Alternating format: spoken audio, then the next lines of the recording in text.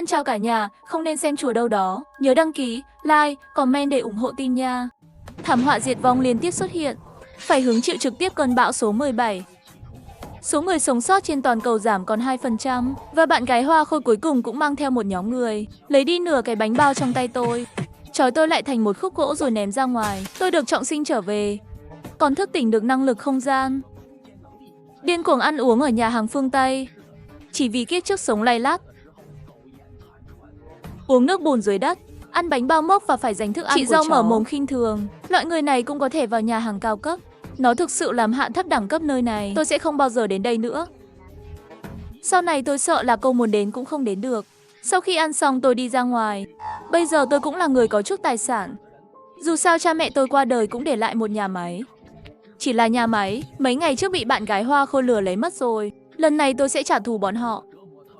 Bây giờ là giữa buổi trưa, lúc nửa đêm, Sửu bảo mãnh hổ sẽ đến.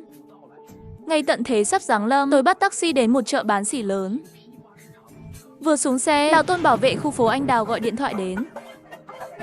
Tiểu Chu à, cánh cửa gia cố chống đạn đều đã lắp đặt xong rồi. Có phải cậu còn mua thứ thuốc men gì không? Vừa rồi một cậu nhóc gửi đến mấy chục thùng. Đúng rồi, anh trai. Anh giúp tôi ký nhận đi. Đặt ở phòng khách là được. Được. Cửa sổ kiên cố nhà cậu thật không bình thường chút nào. Tôi vừa thử nghiệm khả năng phòng thủ, vừa vung búa tạo một cái. Cả phần dưới hộ khẩu đều đến một chút dấu vết cũng không có. Ngoài ra còn có lò sưởi cậu muốn phòng nữa. Khách và phòng ngủ đều an toàn. Tôi xem một chút đều là tấm thép chống ăn mòn tốt nhất. Anh trai tốt quá, tôi đã gửi cho anh 1 vạn tệ rồi. Anh nhận đi. Đây có phải tiền thanh toán nốt cho việc sửa nhà không? Đây là tiền bồi dưỡng cho anh, nếu anh tin tôi. Chỉ cần đi mua thêm một số thực phẩm bảo quản lâu dài. Cơn bão trên tin tức nói có thể hơi mạnh.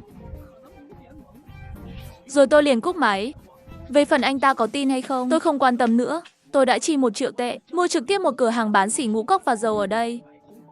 Chỉ riêng muối thôi đã lên tới 10 tấn. Xe tải đã vận chuyển nhiều lần. Mỗi lần đều lái đến một góc không người. Đặt tất cả các mặt hàng vào không gian. Chỉ cần lái xe trở về và tiếp tục lắp đặt. Sau đó tôi lại đến khu bán xỉ rau, khu bán xỉ thịt, khu bán xỉ nước khoáng, khu vực hạt giống thực phẩm. Tổng cộng chi tiêu 2,5 triệu tệ toàn bộ thu vào không gian. Lúc này đã hơn 5 giờ chiều rồi. Đồ ăn thức uống cũng khá rồi. Bước tiếp theo là đi tìm vũ khí và trang bị chiến đấu.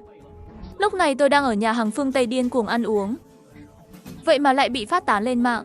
Chúng ta đã làm hỏng nhà máy sản xuất của Hùng Mạc. Hắn chính là biến đau khổ thành thèm ăn sao? Tôi nghĩ đây là bữa ăn cuối cùng của hắn. Chuẩn bị nhảy lầu đấy. Chúng ta vừa đến nhà máy của hắn. Nếu bây giờ hắn chết, tôi em rằng nó cũng ảnh hưởng đến danh tiếng của chúng ta nhỉ? Không, hắn chết bây giờ mới là tốt nhất. Nếu hắn ta có bằng chứng tố cáo chúng ta thì sao? Đúng vậy, nhưng hắn ta không có bằng chứng. Bây giờ tôi còn phải gọi điện thoại cho hắn ta để kích động một chút. Hy vọng hắn có thể nhảy lầu sớm hơn. Anh em tốt, tháng sau tôi và Tô Nhuyễn Nhuyễn sẽ kết hôn. Anh sẽ đến buổi họp lớp tối nay chứ?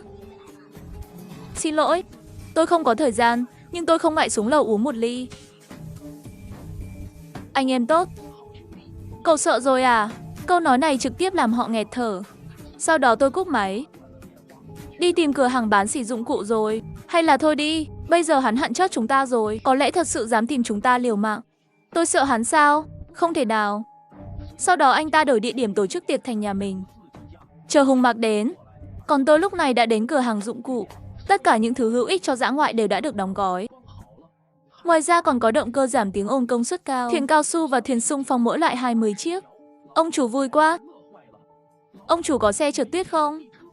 Chúng ta đây là miền Nam, đâu có thứ đó. Nếu không bạn hãy thử mua sắm trực tuyến. Nhưng mà bây giờ mua hàng online đã không còn kịp nữa rồi. Trong vài giờ nữa, thiên tai sẽ ập đến. Có giày trượt không? Cái này có, đúng lúc còn 2 đôi. Lúc này dì tôi gọi điện thoại đến. Tôi trực tiếp đưa vào danh sách đen. Chỉ vì kiếp trước tôi thương hại bà ta, để họ vào nhà tôi. Nhưng tôi lại bị bọn họ đá ra. Hãy để họ tự sinh tự diệt. Đợi lúc ông chủ chất hàng trên xe, tôi đi thẳng đến một cửa hàng quân sự. Mua quần áo chống lạnh, áo khoác quân đội, mũ quân đội, giày quân đội, găng tay quân đội mỗi thứ 50 cái. Thứ này khi cái lạnh cực độ đến mức âm 70 độ C cực hàn ập đến. Vô cùng quan trọng, không có quần áo dày ai cũng không thể sống nổi. Sau đó lái xe tải đến một nhà máy sản xuất gỗ. Lúc này đã tối rồi. Vừa xuống xe là cảm giác được gió lớn thổi lên. Mưa cũng bắt đầu rơi xuống.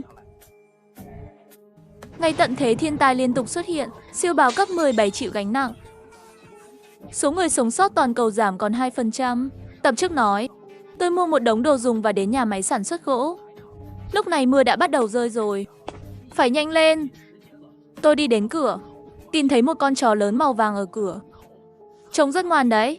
Tôi đã cho anh ta một cái xương, sau đó đi vào. Có rất nhiều gỗ trong đó. Ít nhất cũng phải được chục tấn, đủ để đốt sưởi ấm cả năm trời. Tôi trực tiếp đưa toàn bộ vào không gian. Nhìn vào mã cô tờ trên tường, tôi chỉ còn lại 3 vạn tệ đã chuyển khoản rồi.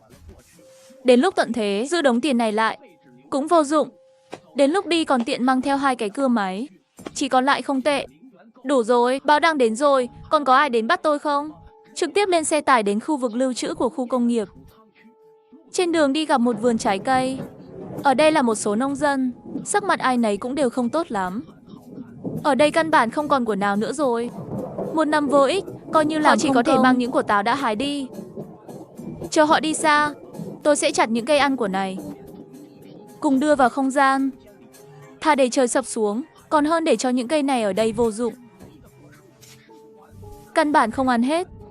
Trễ mất 1 tiếng của tôi rồi, phải đi thôi. Bây giờ là 11 giờ tối rồi. Tôi lập tức lái xe tiếp tục đi. Lái xe gần 1 giờ. Siêu bào cấp 17 đang di chuyển chậm rãi. Bây giờ là 12 giờ rồi. Toàn cầu chính thức vào cuộc diệt vong thảm họa. Xe nhỏ bên đường bị thổi nhẹ cũng cuốn đi.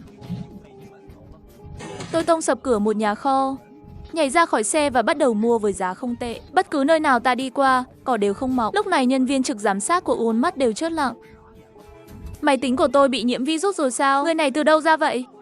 Mọi thứ đột nhiên biến mất. Đúng vậy, chắc là hacker. Màn hình giám sát của chúng ta đã được thay thế. Gọi cảnh sát đi. Lúc này tôi trực tiếp lái xe thẳng đến nhà kho bỏ hoang trên núi ở phía trước. Thực ra chỉ riêng Uốn mắt thôi, đủ cho tôi ăn cả đời. Nhưng tôi chắc chắn không chê nhiều đâu. Nhà kho bỏ hoang là một đại siêu thị đã đóng cửa. Nhân viên trực giám sát đều chớp lặng. Họ vừa cười Uốn mắt. Đã bị hack. Không ngờ lại bị vả mặt nhanh như vậy. Chỉ là đáng tiếc siêu bào cấp 17 quá mạnh, không thể ra ngoài. Tôi lái xe đâm vào nhà kho của bọn Nhật. Nhà kho của bọn Nhật từ lúc nào thì biến thành bê tông cốt thép vậy? Sau đó tôi nhìn vào bảng hiệu, thì ra là Hàn Quốc. Thép cây đúng là thứ tốt. Tôi vừa đi vừa thu gom, một bó 2 tấn, ít nhất cũng có cả ngàn bó. Đi vào bên trong lại phát hiện có một thứ rất to lớn. Xe địa hình Kamashi phong cách mạnh mẽ hoàn toàn mới. Tiêu thụ nhiên liệu 200 lít chia 100. Tôi nhớ một nhóm nhỏ ở kiếp trước có chiếc xe này.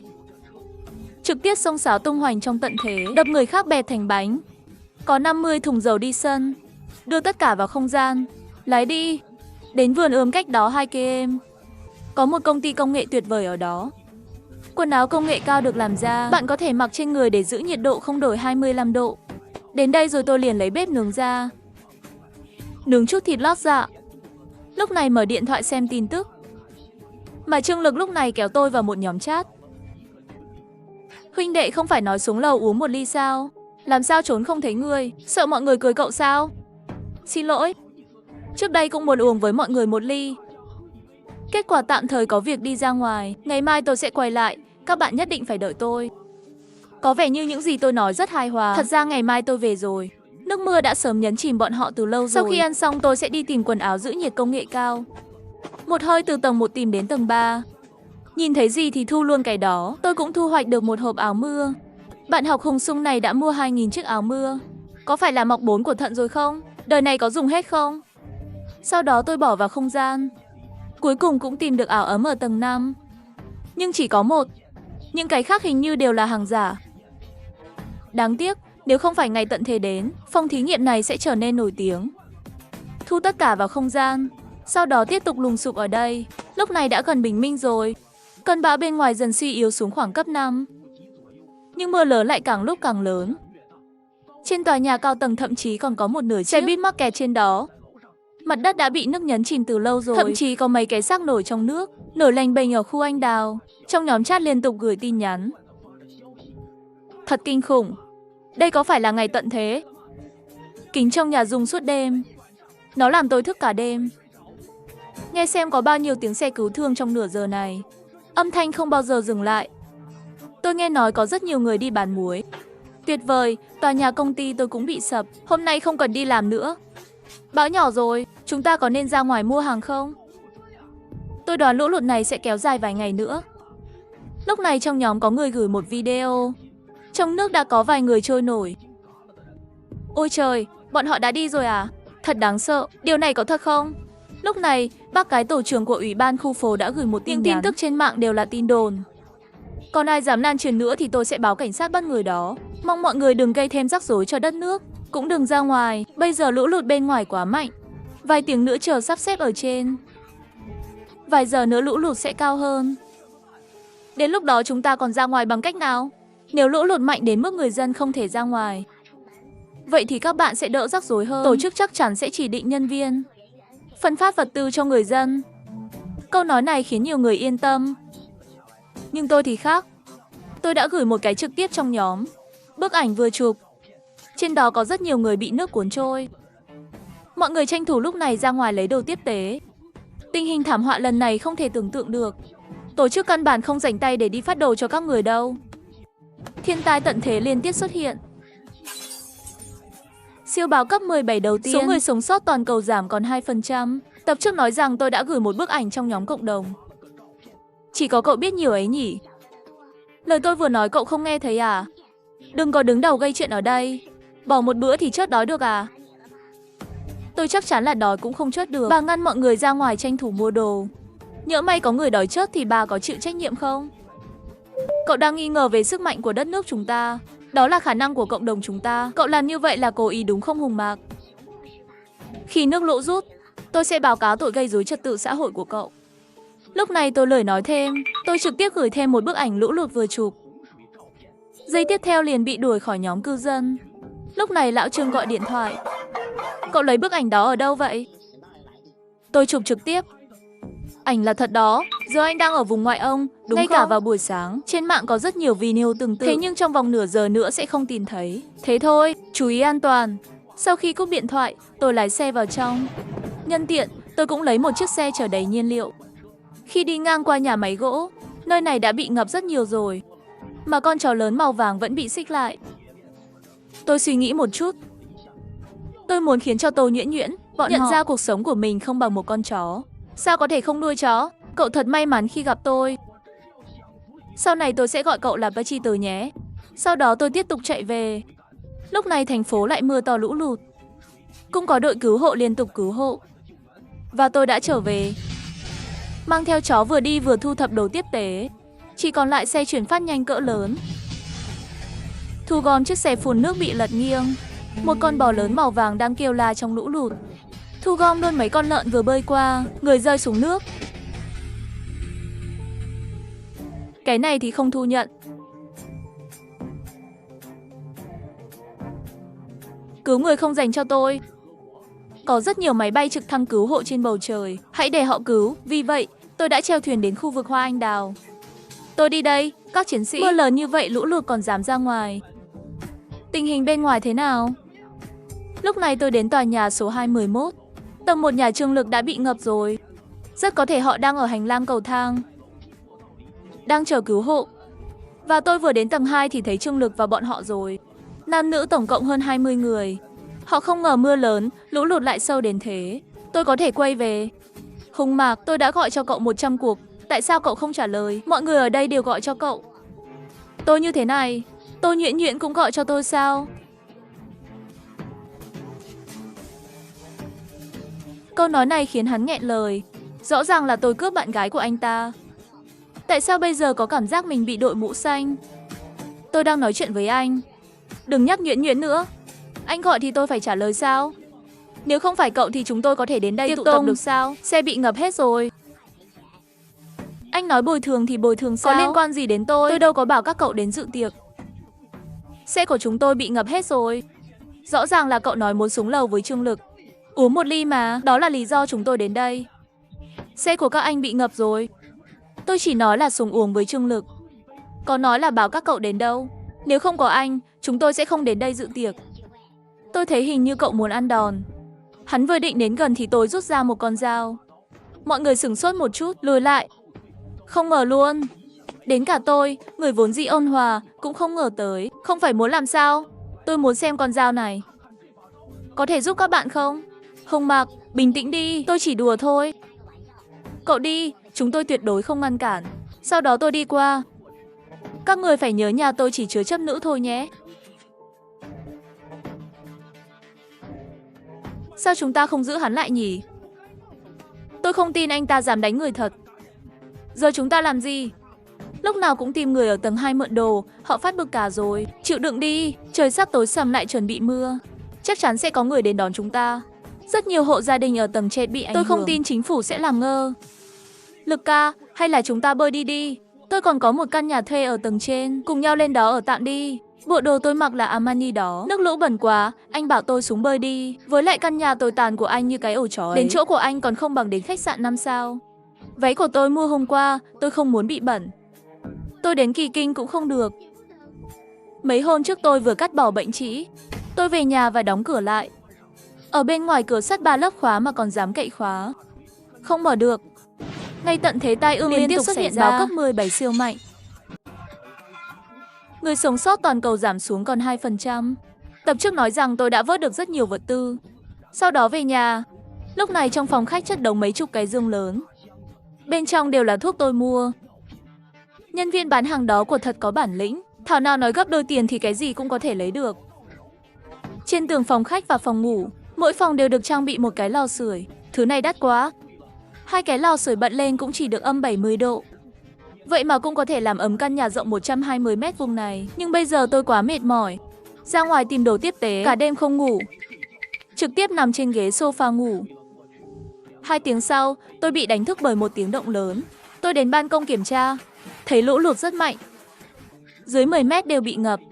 Nhưng tôi không hoảng sợ. Vào phòng khách và nấu một đĩa bít tết. Một cốc La Phát 82 năm vừa ăn vừa uống. Lúc này điện thoại đổ chuông.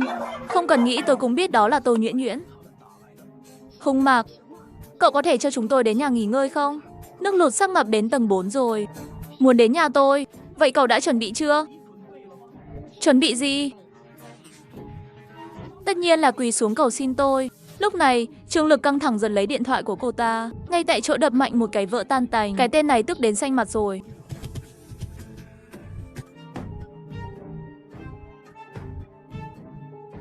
Lúc này cửa bị gõ. Lúc nãy bị ép như vậy, hắn nhất định phải lấy lại thể diện. Hùng Mạc, đi ra cho tôi. Vừa rồi cầm dao không phải rất hung hăng sao? Nhưng tôi không quan tâm đến họ. Không nói một lời, bật nhạc lên và nghe. Đủ rồi.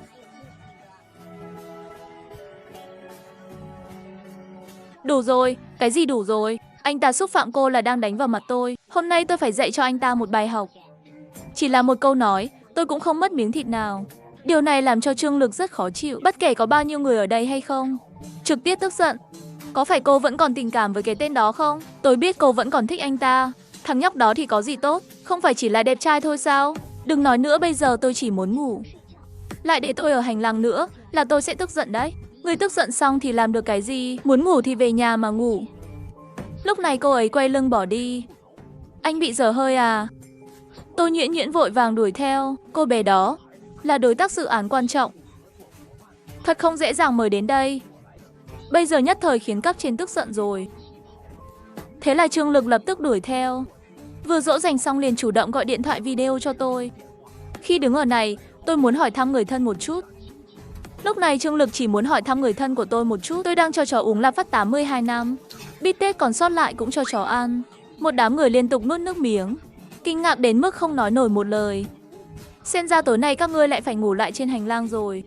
Trương Lực, anh làm thế này là không được rồi. Làm sao anh có thể để nhiều cô gái như vậy sống ở hành lang? Không nói nữa, tôi sẽ đi tắm nước nóng. Các bạn nhớ gửi tin nhắn cho tôi nhé. Chỉ con gái thôi đấy. Hùng Mạc, tôi chưa xong với anh. Tôi nhìn điện thoại, phát hiện mình lại bị kéo về nhóm chat. Bà cô trong nhóm đang an ủi mọi người đừng hoảng sợ, nhưng lại gây ra rất nhiều bất mãn. Bởi vì trước đó bà ta ngăn mọi người ra ngoài lấy đồ tiếp tế. Bây giờ lũ lụt còn lớn hơn, mọi người không có nhiều thứ để ăn. Sau đó tôi mở nhóm cư dân của tòa nhà số 211. Trương Lực đang chi tiền để ngủ nhờ. Các bạn, tôi là chủ nhà số 101. Nhà ai tiện để mượn ngủ, tốt nhất là có thêm thức ăn ở nhà. Chúng tôi đã không ăn cả ngày rồi. Tôi cũng biết chúng tôi có nhiều người, không để mọi người giúp đỡ không công đâu. Đòi nhờ một đêm được không? Tiền ăn tính riêng. Ngày mai đội cứu hộ đến, chúng tôi sẽ đi. Nhưng không ai đồng ý, anh ta liên tục tăng giá lên 15.000 tệ. Cuối cùng cũng có người đồng ý, nhưng đây đều là dẫn sói vào nhà. Rất nhiều người trong số họ đến lúc đó vào nhà rồi, căn bản không đuổi được ra ngoài. Bỏ điện thoại xuống, tôi ngủ thẳng đến 5 giờ sáng hôm sau. Lúc này, mực nước trong khu vực vẫn đang tiếp tục tăng. Tầng 4 đã ngập một nửa rồi. Tôi để lại thức ăn cho chó Peter đủ cả ngày. Để đi ra ngoài tìm đồ tiếp tế, tôi lái tàu Canon dưới tốc độ 50 km/h, đi về phía quận Giang Đông. Trong thời gian này còn gặp phải một đội cứu hộ. Họ đang trục vớt những người đã lên trời. Trên thuyền cao su nhỏ, đã chất đầy mấy chục cái xác. Lại cứu vớt, ngay cả vị trí ngồi của mình cũng không còn nữa. Lúc này tôi nghe thấy một giọng nói. Huynh đệ đừng đi. Người này liên tục vẫy tay với tôi. Tôi nhận ra người này ngay lập tức. Hắn là Trần Trấn Quốc của đội cứu hộ Belusica, đời trước còn cứu mạng tôi. Vì vậy, tôi đã đến với anh ấy. Thảm họa tận thế cùng liên tục xuất hiện, siêu bão cấp 17 chịu gánh nặng. Số người sống sót toàn cầu giảm còn 2%. Tập trước nói tôi để lại thức ăn cho chó cả ngày. Tôi ra ngoài thu thập đồ tiếp tế. Anh ơi, đây là thời điểm bất thường, toàn bộ công cụ cứu hộ không đủ. Tôi tạm thời đại diện cho tổ chức, muốn trưng dụng tàu cao tốc của cậu. Không bắt buộc.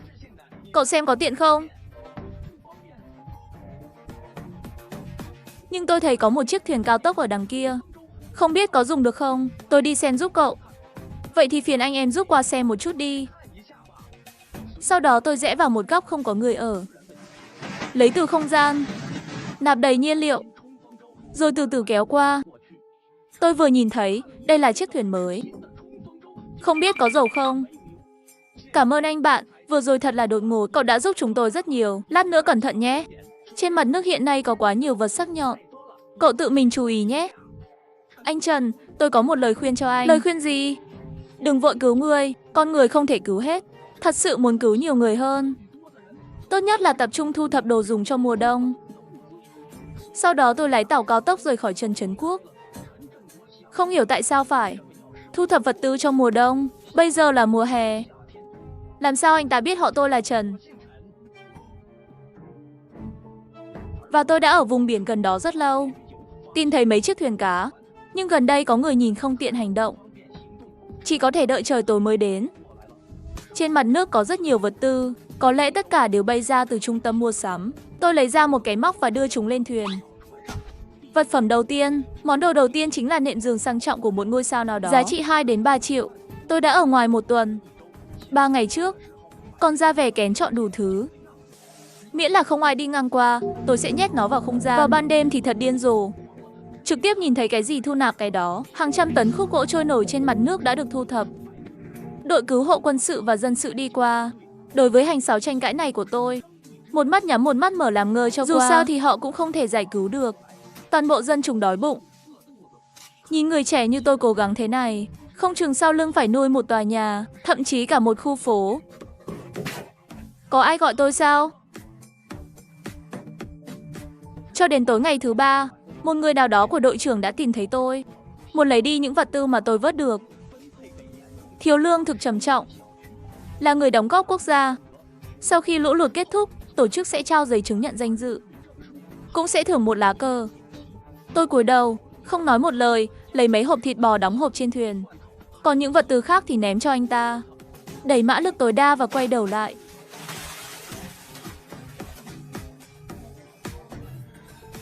Đồng chí, chúng tôi không phải muốn tịch thu vật tư mà anh vất vả trục vớt. Chúng tôi muốn nhờ anh giúp. Từ lúc đó tôi không dám lảng vảng trên sông nữa. 4 ngày sau tìm được một trang bị lặn. Trực tiếp xuống nước tìm đồ tiếp tế. Hiệu suất này cao gấp nửa lần so với trên mặt nước. Toàn bộ dưới nước là thế giới của tôi. Không ai làm phiền tôi. Nhìn thấy gì thì lấy cái đó. Bạc, đồng, sắt, phần cứng hàng trăm tấn. Các loại linh kiện điện tử. Các công cụ có tính chính xác. Một số đang niêm phong, đóng gói rồi không biết có dùng được không cũng kệ. Tất cả cho vào không gian. Tất cả các loại máy xúc trên công trường đều lấy đi. Cực lạnh đang đến. 3 tháng lạnh cống. Đến lúc đó, tất cả những thứ này dưới nước sẽ bị đóng thành băng. Muốn cứu hộ cũng khó. Các loại container, mặc kệ bên trong chứa cái gì trực tiếp thu nạp. Tôi đã đến hàng chục hiệu thuốc. Và những gì tôi có bây giờ, 10 đời cũng không ăn hết. Đời trước thật là sợ đói. Dẫn đến bây giờ tôi nhìn thấy vật tư thì hai mắt sáng lên. Người tích trữ luôn cảm thấy tích trữ không nhiều. Mà trong nhóm cư dân thì đang khóc than. Một gói mì ăn liền vượt quá 100 đồng vàng. Không ai chịu bán. Trương Lực bọn họ ở nhờ nhà hàng xóm, 2 ngày là hết thức ăn rồi, đổi cũng không đi. Cực lạnh đang đến, lúc này tôi cũng nhanh tay, lái tàu cao tốc về. Về nhà ăn thôi, đói quá không đi được nữa. Ngươi còn biết trở về, anh biết cả tuần này tôi thế nào không? Thiên tai liên tiếp xuất hiện. Kỳ băng hà đang đến. Tập trước nói rằng tôi lặn để thu hoạch rất nhiều vật tư. Về nhà, đi chơi 1 tuần rồi quên mất con chó. Tôi ném cho anh ta một cái sườn heo, trở lại phòng ngủ nghỉ ngơi. Mấy ngày nay không ngủ nhiều, nhưng ngủ đến nửa đêm, tôi mơ hồ nghe thấy tiếng guitar. Tôi cảm thấy một cái lạnh thấu xương. Đột nhiên mở mắt ra phát hiện cực lạnh đã đến. Tôi mặc áo nhiệt vào và đốt lửa. Peter đang ngậm một cái gối ôm, ngồi xuống cạnh lò sưởi. Và điện thoại của tôi cũng đổ chuông. Không mặc, tuyệt đối đừng ngủ quên. Thời tiết này có gì đó không ổn. Vừa rồi còn có việc, thoát cái là âm 30 độ rồi. Hình như vẫn đang giảm. Lão Tôn còn muốn thông báo cho người khác nên vội vàng cúp điện thoại. Và bên ngoài đã nổi một lớp băng giá. Chênh lệch nhiệt độ 50 độ đột ngột, làm nhiều người mất cảnh giác. Nhiệt độ đang giảm từng phút. Vào lúc bình minh, nhiệt độ sẽ là âm 70 độ. Thời tiết khắc nghiệt nhất thế giới băng hà sẽ dẫn đến hàng trăm triệu người chết. Bây giờ bên ngoài đã có tuyết rơi dày. Vô số người bị cái lạnh đánh thức vội vàng đứng dậy tìm quần áo ấm. Nhưng đây là miền Nam, nhiệt độ thấp nhất năm trước cũng chỉ khoảng âm 10 độ. Quần áo đó không chịu nổi. Một số người sành điệu thậm chí không có áo lông vũ. Tồi tệ nhất vẫn là Trương Lực. Trương Lực mang theo mười mấy người sống ở 602, tìm ra 2 bộ quần áo. Thọ Hầu cũng dẫn theo hơn chục người vào ở phòng 1101, cũng không tìm thấy quần áo ấm. Con dì của Tiểu Hùng lúc này muốn tìm Hùng Mạc lấy chút quần áo. Đột nhiên nhìn thấy nhóm người bên cạnh. Ngay cả khi lấy được quần áo về, cũng sẽ bị bọn này cướp đi. Lát nữa chỉ có thể nhân danh nghĩa người thân, sống ở nhà Hùng Mạc rồi. Cô đi đâu vậy? Tôi đi tìm Hùng Mạc lấy ít đồ tiếp tế. Nó đồng ý với cô rồi à? Chưa, điện thoại bị chặn rồi. Tôi dù gì cũng là dì của cậu ta. Đến lúc đó tôi nhận được đồ tiếp tế chắc chắn sẽ chia cho các người một nửa. Đám Thọ Hầu này từ khi sống ở đây, đừng nói cho tiền mượn ngủ, tất cả thức ăn đều bị lấy đi. Bây giờ những người này không đáng tin chút nào. Thế là cùng nhau lên lầu. Trương Lực lúc này cũng mặt dày gọi điện thoại cho tôi. Vật tư tôi không dám đòi, tôi bỏ tiền ra mua, anh ra giá còn không được sao? Quần áo mùa đông anh có, vậy chân giày luôn có phải không? Thêm chút bánh mì ăn liền nữa, anh sẽ không nói là ngay cả những thứ này cũng không có chứ? Vì vậy, tôi đã đặt những xiên nướng này trên bàn bát canh gà, chụp một bức ảnh. Xin lỗi, mì ăn liền mà bạn nói, những thứ này nhà tôi thật sự không có. Thức ăn nhà tôi cũng không nhiều, và nuôi một con chó, tôi thật sự không thể làm gì được. Mấy người bọn họ quây quần bên nhau để sưởi ấm. Nhìn thấy đồ ăn trên ảnh, điên cuồng nuốt nước miếng. Họ thậm chí quên mất sự thù hận giữa tôi và Trương Lực rồi. Muốn tôi gửi thức ăn xuống hoặc ở nhà tôi. Anh nghĩ hắn sẽ mở cửa à? Mọi người phản ứng rồi thở dài. Chỉ có chủ nhà phòng 602 là Dương Tư Điền và Tiểu Thái Muội liên minh. Chuyện gì đã xảy ra với anh ta vậy? Mâu thuẫn lớn đến đâu cũng không để nỗi mặc kệ các người sống chết hay không. Lúc này Trương Lệ Lệ và một nhóm Thọ Hầu cuối cùng cũng leo lên tới. Vốn dĩ chỉ mất vài phút đi thang máy, họ đã phải leo bộ cả tiếng đồng hồ. Mỗi bước đi đều là khổ sở, gió lạnh thổi đau khắp người. Thậm chí trên đường còn nghĩ, nếu tôi dám mở cửa, họ lập tức xông vào. Thế là Trương Lệ Lệ bấm chuông cửa. Nghe thấy tiếng bước chân của tôi lập tức kích động. Sắp được ăn thịt rồi. Tiểu Hùng à, gì đây? Là gì nè? Ngay tận thế thiên tai liên tục xuất hiện, đóng băng ngay sau trận lụt. Thế giới bước vào kỳ băng hà. Tập trước nói về đám Thọ Hầu, họ đến nhà tôi xin đồ tiếp tế. Có chuyện gì vậy? Con mở cửa ra trước đi, để chúng ta vào nhà nói chuyện được không? Không được, có chuyện gì thì nói đi. Tiểu Hùng, mấy ngày rồi gia đình dì không ăn gì, con cho chúng ta một ít thức ăn và quần áo giày đi. Quần áo mùa đông tôi còn phải mặc, đồ ăn của tôi còn không đủ ăn. Vật tư không thể đưa cho dì được. Lúc này Trương Lệ Lệ nghe được câu nói này, theo bản năng liền chửi bới. Đồ con trai vô lương tâm, tôi là dì của cậu, hỏi cậu lấy chút đồ dùng cũng không được vậy. Cứ như xẻo thì đấy. Cô ta thậm chí còn hỏi thăm người nhà của Tiểu Hùng. Mọi người ở đây đều ngạc nhiên. Vốn là đến xin đồ, người này không có thái độ cầu xin. Nhưng tôi không tức giận chút nào. Tôi đã đoán họ sẽ tức giận. Các người về đi, vì cha tôi. Lát nữa tôi sẽ gửi cho bà một ít. Lúc này đám Thọ Hầu thấy tình hình không tốt, vội vã chạy ra cửa. Hùng Mạc ơi, mấy ngày nay chúng tôi không ăn gì rồi, không dễ dàng mà leo lên lầu, sắp đóng băng rồi, không thể quay lại. Làm ơn mở cửa ra để chúng tôi ấm lên, lát nữa sẽ đi. Lúc này tôi không thèm để ý đến họ nữa, những người này đều có một mục đích. Đó là đợi tôi mở cửa, sau đó xông vào. Tôi nằm thẳng lên ghế sofa. Họ làm gì cũng được. Dù sao thì tôi cũng không thể mở cửa được. Bọn họ ở bên ngoài thậm chí còn chửi rủa Trương Lệ Lệ. Anh Hùng, chúng tôi biết anh và Trương Lực có ân oán, nhưng không phải việc của chúng tôi. Trương Lực đe dọa chúng tôi. Nếu không giúp hắn sẽ sa thải chúng tôi. Anh chờ thảm họa qua đi. Chúng tôi nhất định sẽ làm chứng cho anh là Trương Lực. Họ giả mạo chứng cứ, liên hợp với các công ty khác để mua lại nhà máy của anh. Thọ Hầu càng nói càng kích động. Trực tiếp đưa Trương Lực bọn họ mà ngay cả rác rưởi trên mặt đất cũng không bằng. Hoặc là quay về chờ, hoặc là ở lại và bị đóng băng thành băng. Tùy cậu. Hơn nữa lúc này tôi còn nói chuyện điện thoại với Trương Lực. Tôi vừa tự gọi qua. Trương Lực còn tưởng tôi luôn mềm lòng, không nỡ để những bạn học cũ này biến thành tác phẩm điêu khắc trên băng, cho nên bố thí một chút. Không ngờ để cho anh ta nghe những gì Thọ Hầu nói. Đúng là một lũ sói mắt trắng bảo vệ Hùng Mạc. Và tôi thích xem họ đấu đá với nhau. Trần Cường cũng chuyển sang phòng khác rồi. Bởi vì hắn đột nhiên nhận ra ân oán giữa Trương Lực và Tiểu Hùng quá sâu nặng. Cho nên nếu muốn xin Tiểu Hùng chút vật tư, tuyệt đối không thể đi theo Trương Lực. Trương Lực đột nhiên nhận ra Thọ Hầu đã phản bội anh ta vì nguồn vật tư. Bây giờ không thể đắc tội với Trần Cường bọn họ nữa. Dù sao hắn còn cần Trần Cường làm côn đồ. Dạy cho Hùng Mạc một bài học. Còn phải kéo bọn Trần Cường đến đây trước. Chờ bây giờ đã qua rồi, tôi sẽ sa thải họ ngay lập tức. Mọi người, tôi có cách lấy hàng. Không chỉ có thể làm mọi người ấm lên và cho mọi người ăn những bữa ăn nóng hổi. Thật sao? Và tôi đang nói với Peter làm thế nào để thêm củi vào bếp. Tôi nghe thấy tiếng chuông điện thoại. Là Tâu Nhuyễn Nhuyễn gửi tin nhắn bằng điện thoại dự phòng. Anh tha cho em đi mà. Nhóm người này nhanh như vậy muốn dùng nữ nhân đối phó ta sao? Sao? Cuối cùng cũng nghĩ phải quỳ xuống cầu xin tôi. Anh không thể nói tốt hơn sao? Không thể gặp lại. Bây giờ mọi người trong nhóm đã cãi nhau rồi. Cực lạnh sau lũ lụt. Hệ thống điện sẽ sớm ngừng hoạt động. Cư dân mạng trên toàn quốc không thể gọi điện thoại cứu hộ. Chỉ có thể la hét trong các nhóm trò chuyện khác nhau. Thật sự sắp kết thúc thế giới sao? Khi ngủ dậy, nhiệt độ âm 30 độ, vẫn tiếp tục giảm. Tuyết rơi tháng 8 không đáng sợ. Điều đáng sợ là nhiệt độ giảm từ 29 độ xuống âm 40 độ. Đột nhiên nhiệt độ chênh lệch 70 độ. Ai mà chịu nổi chứ? Thế giới này sắp phát điên sao? Ngay tận thế thiên tai liên tục xuất hiện, đóng băng ngay sau trận lụt.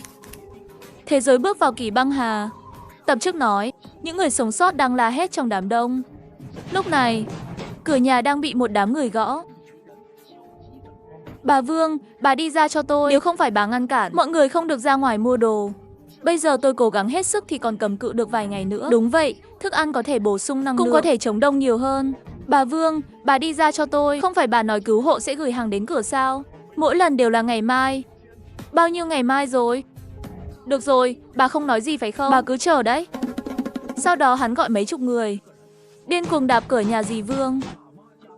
Bà ta không chịu được áp lực, liền bịa đặt lung tung rồi gửi tin nhắn vào nhóm. Quân đội chính phủ đã gọi điện thoại đến. Họ đã bắt đầu hành động rồi. Chỉ là con đường quá phức tạp. Chỉ cần 2 đến 7 ngày nữa là họ sẽ đến. 2 đến 7 ngày, lúc đó tôi đã lạnh còng đến nơi rồi. Tôi không thể đợi thêm 1 ngày. Ngày mai nếu tôi không thấy đồ ăn, tôi sẽ trực tiếp xông vào nhà bà. Lúc này tôi vừa ăn xiên nướng vừa xem nhóm chat. Dì Vương nhìn tin tức của nhóm thật sự bị dọa. Sợ họ thật sự đột nhập. Ngoại trừ tin tốt về hành động của quân đội, còn một lệnh nữa, đó là mỗi gia đình phải đưa ra vật tư. Thực hiện phân phối thống nhất, được phân phối bởi ủy ban khu phố của chúng tôi, đảm bảo mọi người đều có thể ăn được thức ăn. Nhà tôi hết thức ăn rồi, nhanh lên đi. Nó liên quan đến sự an toàn của mọi người. Mong các bạn tích cực hợp tác, nếu không sau đó sẽ bị xử phạt hình sự. Sau đó, bà Vương chọn mỗi tòa nhà một người làm trưởng tầng, chịu trách nhiệm thu thập và phân phối vật tư, tổng cộng 30 người, kể cả bản thân bà ta. Khi tôi nhìn vào danh sách này, tôi cảm thấy có gì đó không ổn. Một số người ở trên đều có chút quan hệ với bà Vương. Đời trước bà ta đã thu thập vật tư, không có phân phối công bằng cho mọi người. Bọn họ một đám người ăn uống no say. Sau khi cư dân phản ứng, muốn đến nhà lấy lại đồ dùng của mình, nhưng bị bọn họ đè trên mặt đất không dậy được. Khi họ trở về, họ chớt đói. Tôi không đồng ý với danh sách trường tầng của mỗi tòa nhà, nên bỏ phiếu theo mong muốn của mọi người. Hùng Mạc ơi, có chuyện gì vậy? Mấy giờ rồi? Ngươi còn cản trở công việc của các trường tầng. Giây tiếp theo tôi sẽ cho một ít thức ăn ra ngoài. 10 cân bột mì, 2 bó mì bánh bao, một túi sủi cảo, 4 quả trứng, 5 cân khoai tây và khoai lang, và một miếng thịt lợn đông lạnh cứng như đá. Tôi đã chụp một bức ảnh và gửi đến nhóm. Chặn miệng chúng lại. Mọi người, đây là thức ăn duy nhất còn lại trong nhà tôi. Tôi chỉ để lại một quả trứng và một nắm mì. Lấy tất cả những thứ khác ra để phân phối. Tôi không phản đối phương án này, nhưng danh sách trường tầng có vấn đề. Một bên toàn là bạn bè thân thích, và đội ngũ trưởng tầng được thành lập vì lợi ích riêng. Điều này có gì đáng ngờ, các bạn có tin không? Lời này vừa ra, mọi người đều nói thực sự nên bỏ phiếu bầu chọn. Thậm chí có người đề nghị tôi làm trưởng tầng. Mọi người, gần đây công việc của tôi gặp chút khó khăn. Tôi thực sự không có tâm trạng để quan tâm đến bất cứ điều gì khác. Tôi đề nghị ông Tôn làm chủ tòa nhà số 211. Ông ấy thường giúp đỡ mọi người. Chúng ta đều có mục tiêu. Thế là lão Tôn liền tự nhiên trở thành trưởng tầng. Tôi mở cửa để đồ tiếp tế ở cửa, nhưng lại phát hiện lão Tôn mở cửa đối diện chạy tới. Tiểu Hùng à, cậu chỉ trở lại một vắt mì thì sao mà được chứ? Xương to như vậy, một gói mì có thể chịu được mấy bữa. Gói mì này cậu cứ giữ lại đi. Bất đắc dĩ tôi lặng lẽ để lại một ít. Sao anh lại sống đối diện với tôi? An ninh khu vực có phòng nghỉ riêng, nhưng lũ lụt đã ngập rồi. Tôi còn tưởng lão Tôn sống ở nhà đội trưởng trên tầng 8 cơ. Ngay tận thế thiên tai liên tục xuất hiện. Sau khi hồ đóng băng, thế giới bước vào kỳ băng hà. Tập trước nói, lão Tôn tặng tôi một túi mì ăn liền. Lão Tôn vừa định nói gì đó, một đứa trẻ chạy tới. Nó cũng được nhờ mang theo. Gia đình cậu ấy không còn nữa, cho nên hơi tự kỷ.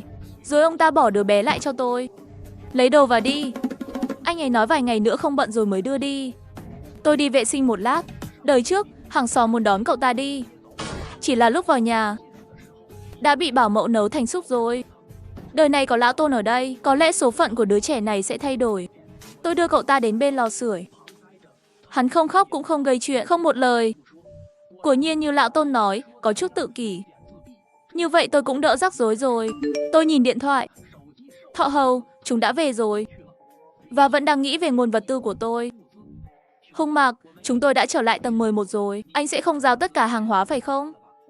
Đúng vậy, tôi cũng rất bất đắc dĩ. Vốn có ý chia cho các cậu một nửa, nhưng tổ chức đã ra lệnh. Nếu tôi không giao thì sẽ bị truy cứu. Hùng Mạc ơi, anh không thể làm vậy được. Tôi biết anh đã để lại đồ tiếp tế. Làm ơn giúp chúng tôi một lần. Tôi có thể viết lời khai của anh và Trương Lực ngay bây giờ. Thọ Hầu tự nói rất nhiều, nhưng không nhận được một câu trả lời nào từ tôi. Bà dì của Hùng Mạc vì Hùng Mạc không gửi hàng, nhất thời tức giận. Con dâu tương lai chuẩn bị kết hôn đã chớt ngay tại chỗ. Lúc này mì gói ở tầng 15 đã nấu xong rồi. Mỗi chủ nhân lấy chậu lớn nhất trong nhà ra, đón gió lạnh đi ra ngoài nhận cơm. Nhưng đến nơi mới phát hiện, không có ngon như tưởng tượng.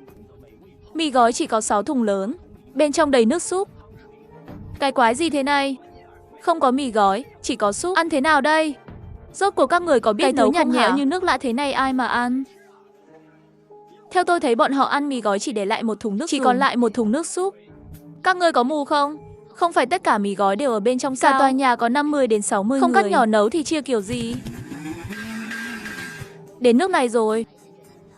Con kén cá chọn canh, tôi đổ nửa bát mỡ lợn cuối cùng vào. Còn muốn gì nữa? Thôi thì đừng ăn nữa, cứ để đói đi. Một đám người đói đến bụng réo ngục, phải kìm nén cảm xúc. Từng người một xếp hàng lấy cơm. Tòa nhà số 211, Trương Lực, họ cử Tô Nhuyễn Nhuyễn và Dương Tư Điển đi lấy cơm. Rốt cuộc, chỉ có họ có quần áo cotton. Tiểu Thái Muội mặc dù cũng có quần áo cotton, nhưng cô ấy là đối tác, không thể đắc tội. Chờ hai người bọn họ đến chỗ trường tầng lấy cơm, nhưng chỉ có 2 cái bát cỡ nắm tay. Không phải theo đầu người sao? Sao chỉ có vậy? Chúng tôi có hàng tá người trong nhà. Chia theo đầu người, trong danh sách tài sản có bao nhiêu người thì chia bấy nhiêu phần. Làm sao có thể? Ngay cả khi họ không phải là cư dân khu này, các người cũng không thể mặc kệ. Chủ nhà lão Tôn nói rồi, thức ăn chỉ có vậy thôi, đương nhiên phải ưu tiên bảo vệ người của khu dân cư. Các ngươi không uống phải không? Vậy cho tôi uống đi. Họ nhanh chóng cầm bát và uống hết trong một hơi. Chết tiệt, 2 người tự uống hết rồi. Mọi người sắc mặt tái nhợt, không ngờ 2 người họ lại quay lại với những cái bát sống. Đừng trách tôi, chia theo cư dân trong khu dân cư, tôi uống phần của tôi. Đừng quên kế hoạch của chúng tôi. Một bát canh hỏng có gì đâu. Chờ chúng ta chuyển vào nhà Hùng Mạc. Ăn mì trứng không ngon sao? Anh không thực sự nghĩ hắn sẽ lấy hết thức ăn ra ngoài.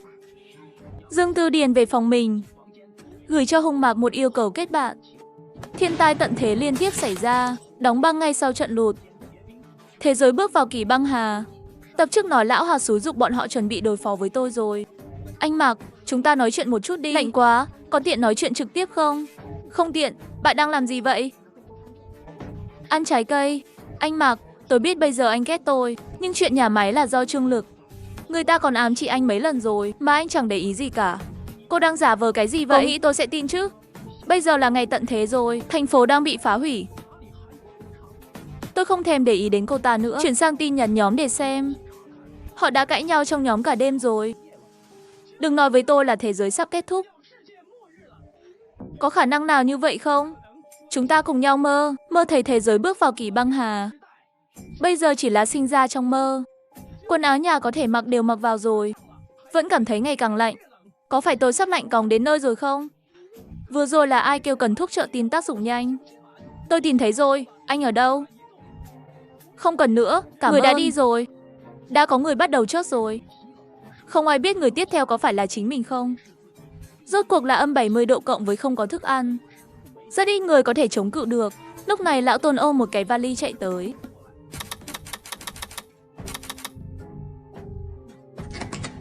Ông Tôn nhận hàng thế nào? Không được, người ở Ma Thành rất ít người có lương thực. Hầu hết mọi người bây giờ không thể ra được nữa. Trước giờ toàn phải uống nước cầm hơi. Thu thập được đến chừng này đã rất không dễ dàng rồi. Cẩn thận, thời tiết này có chút không bình thường. Thế giới có bất thường không? Bất cứ điều gì cũng có thể. Chuẩn bị sẵn sàng ứng phó đi. Tin tôi đi. Bế đứa bé lên đi. Tôi lập tức không ngần ngại đưa cho ông ta. Lão Tôn trước đây không biết bạn giúp chăm sóc bọn trẻ. Tôi khuyên ông nên gửi đứa bé đi. Hoặc để người khác làm trường tầng. Tóm lại, ông chỉ có thể quản lý một việc. Lần này chờ xem nhé. Nhưng tôi thấy tòa nhà này đều không muốn. Chia đồ ăn cho Trương Lệ Lệ bọn họ. Một con gà cũng phải cẩn thận một chút. Bọn họ rất có thể sẽ cấu kết cướp bóc. Sau đó lão Tôn liền đi. Khi tôi nằm trên giường chuẩn bị đi ngủ, Dương Tư Điền gửi một tin nhắn. Bởi vì chăn của cô ấy bị bọn Trương Lực cướp đi rồi. Tự mình trốn trong tủ để sưởi ấm. Hùng Mạc ca, bọn này muốn hại anh đấy. Bọn họ muốn dùng bạn gái giả để lừa anh mở cửa. Chỉ cần ngươi chịu thu nhận tôi có thể giúp anh giải quyết vấn đề này. Tôi nguyện làm đao của anh. Lúc này tôi buồn ngủ rồi, không trả lời tin nhắn của cô ấy. Trực tiếp vào giấc ngủ. Ngủ đến chiều thức dậy nấu lẩu. Nhưng trong khi ăn, tôi nghe thấy một cuộc tranh cãi hay gì đó. Là người của Trương Lực. Chúng tôi còn không đủ ăn. Tại sao lại chia cho các người? Làm hỏng thức ăn của mọi người. Ta dạy cho các người biết dám cướp đồ ăn thì đây là kết cục. Còn lão Tôn thì gọi điện thoại tới. Nói là Trương Lực, họ không cẩn thận làm đổ một thùng súp. Các chủ nhà nổi giận, vội vã đuổi theo Trương Lực và những người khác. Sau một lúc Trương Lực gọi điện thoại. Tiểu Hùng, tôi biết nhà cậu còn rất nhiều đồ dùng. Tôi sẽ trả tiền để mua đồ của cậu. Có phải não của anh bị kẹp hạt óc chó rồi không? Ông dùng tiền của tôi để mua đồ của tôi. Thì sao? Bây giờ tiền đang ở trong tay tôi. Nếu cậu có bản lĩnh thì cứ để cảnh sát bắt đi. Trước khi cảnh sát đến, anh nói anh sẽ bị đánh chết trước. Hay là chết đói trước? Trương Lực rất tức giận, rồi đe dọa Hùng Mạc.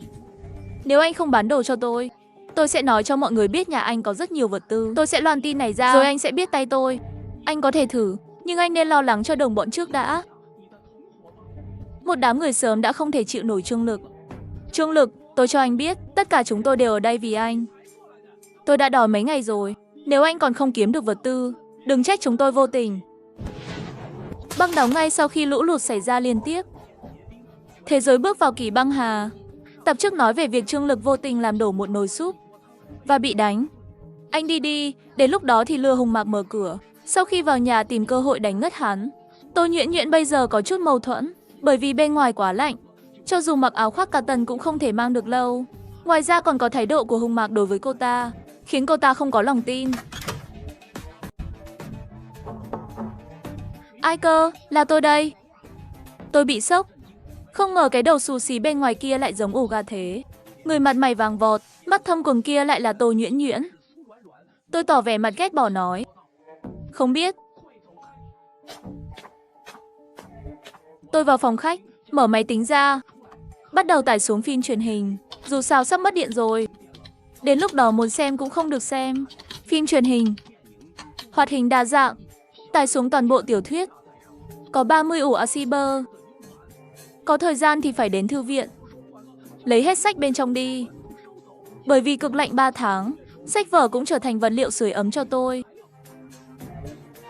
Bây giờ, hệ thống điện và khí đốt của thành phố bị hỏng. Mọi người bắt đầu lo lắng rồi. Nhưng tôi không hoảng sợ. Bởi vì tôi đã tích trữ máy phát điện. Tôi chợt nhớ đến Trương Lực.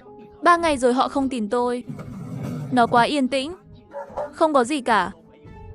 Hay là gọi điện thoại cho lão Tôn để tìm hiểu tình hình đi. Tôi vừa cầm điện thoại lên, tôi nghe thấy một tiếng va chạm lớn. Rõ ràng là tiếng động phát ra từ cửa nhà tôi. Tôi kiểm tra qua mắt mèo. Trương Lực cả bọn chúng đang tới. Trương Lực, Trần Cường, mấy tên thọ hầu, còn có mấy bộ áo khoác quân đội mặc trên người. Bọn này hình như đã tìm được đối tác rồi. Cho họ một ít quần áo dày. Ôi, cái cửa này được cải tạo rồi sao? Đập nhiều như vậy không nhúc nhích, thậm chí không có dấu vết. Ha ha ha, tôi đã nói gì rồi? Nhà hắn ta chắc chắn có thức ăn, còn nuôi chó nữa. Chính xác, một con chó đói chắc chắn không thể sủa to như vậy. Hùng Mạc cho cậu 1 phút. Giao đồ ra đây. Con chó cũng phải giao ra. Những người này vẫn đang đe dọa. Tôi trực tiếp đặt một cái ống nước từ không gian ra. Mở công tắc trên mắt mèo. Giây tiếp theo sẽ nghe thấy tiếng hét của họ. Bên ngoài âm 70 độ. Nước đổ lên người họ, lập tức đóng băng. Nước chạm vào da cũng đau như rào cắt. Họ sợ hãi liên tục lùi lại. Những người khác xông lên cũng kết cục tương tự. Họ thử vài đợt nhưng không thể đến gần cổng sắt. Chỉ có thể chạy trốn. Hùng Mạc, tôi nhất định sẽ trói cậu lại, ném ra ngoài cho cả ăn. Thôi nào, để xem ai đập trước. Để điều tra những người đứng sau chúng, tôi lấy điện thoại ra gọi cho ông Tôn. Phát hiện đã tắt máy rồi. Điện thoại di động của tôi tắt máy. Có chuyện gì không? Hay là lão Tôn cũng gia nhập phe đối phương? Ngay lúc này, nghe thấy tiếng lão Tôn nói chuyện ở cửa. Tiểu Hùng, cậu không sao chứ? Không sao. Tôi không biết thân phận của lão Tôn nên không mở cửa. Nhưng lão Tôn thấy tôi không mở cửa cũng rất hiểu. Cứ chủ động giải thích. 2 ngày nay tôi vừa phát hiện có gì đó không ổn. Có người thành lập bè phái ở Nam Thôn. Tôi không biết phải đối phó với ai. Muốn rõ ràng. Không ngờ họ lại tìm thấy anh nhanh như vậy. Lão Tôn, sao điện thoại của anh tắt máy vậy? Điện thoại bị đóng băng rồi, không mở được máy. Ông về trước đi. Lát nữa tôi sẽ đặt một bộ đàm ở cửa. 1 phút sau, ông ra lấy. Sau khi lão Tôn đi, tôi trực tiếp lấy ra một bộ đàm từ không gian. Sau đó ông ấy liền đến lấy. Sau khi liên lạc được, chúng ta chuẩn bị làm một vố lớn. Ông có thể từ chối. Chẳng lẽ thật sự muốn đến bước này sao? Tôi thì không vấn đề gì, nhưng tôi có một điều kiện. Ông yên tâm, vật tư chắc chắn sẽ làm anh hài lòng. Vật tư cho ít hoặc không cho đều được. Tôi sẽ để đứa bé ở chỗ cậu trước. Không được, cẩn thận đấy. Tiểu Hùng à, tôi vẫn còn chút vật tư này. Cậu cầm lấy cho nó ăn đi. Chỉ là tạm thời ở nhờ chỗ anh thôi. Tôi sẽ chấp nhận. Ông Tôn, ông có biết mình đang làm gì không? Đã mặt thế rồi, mình còn lo thân mình không xong. Ông quản được nó đến bao giờ? Tiểu Hùng, cậu không hiểu. Cậu không hiểu đâu. Tôi vừa nghèo vừa khổ. Đứa bé này trước đây rất hoạt bát, còn thường gọi tôi là ông nội. Tôi coi nó như cháu trai. Bố nó trong quân đội. Đang ngồi tàu cao tốc về, đã mất liên lạc vào ngày cơn bão cấp 17 xuất hiện. Em rằng lành ít dữ nhiều.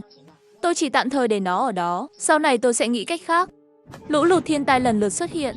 Đóng băng ngay sau trận lụt. Thế giới bước vào kỳ băng hà. Tập trước nói, lão Tôn muốn cháu trai ở lại chỗ tôi vài ngày. Tôi đã suy nghĩ rất lâu. Sau đó nói, xem ra bố cậu ta là một liệt sĩ. Tạm thời thôi đấy. Tôi cứ tưởng lão Tôn sẽ nói gì đó. Không ngờ đã đến cửa rồi. Tin tôi đi, tốc độ này cũng nhanh quá. Sau khi mở cửa phát hiện lão Tôn túi lớn túi nhỏ rất nhiều. Nhưng cái này là cái gì vậy? Quần áo đẹp, cốc và thức ăn. Tôi nhìn vào túi thức ăn nhỏ. Trong đó rất có thể là thức ăn cuối cùng của cả nhà. Này, tôi chỉ lấy quần áo là được rồi. Những thứ khác ông mang về đi. Sau đó kéo đứa trẻ vào, đặt bên lò sưởi. Sau đó lấy bánh mì và mì trứng ra từ không gian, bánh bao, khoai tây ngô, rồi ném cho lão Tôn. Lão Tôn vẻ mặt khiếp sợ. Không ngờ tôi lại tùy tiện cũng có thể đưa ra nhiều vật tư như vậy. Vật tư cứ việc tìm, một chút tâm tư nhỏ cũng không sao. Kẻ tâm địa bất chính, dù đáng sợ hay mạnh mẽ đến đâu cũng tuyệt đối không được. Đám tạp nham này không đáng để tôi lãng phí một hạt lương thực nào. Không vấn đề gì, tôi đi liên lạc tìm người ngay đây. Tôi trở lại phòng khách, ném cho đứa trẻ một quả táo. Đứa trẻ này không nói một lời nào. Tôi đi đến lò sưởi để chuẩn bị bữa tối. lấy ra một cái chân cừu từ không gian, đặt lên bếp để nướng. Sau đó lại nấu một nồi cháo bát bảo.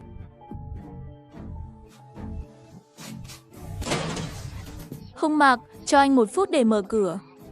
Ôi, lại đến nữa rồi. Chúng tôi đã ngửi thấy mùi thịt rồi. Ngươi quả nhiên giấu đồ tốt.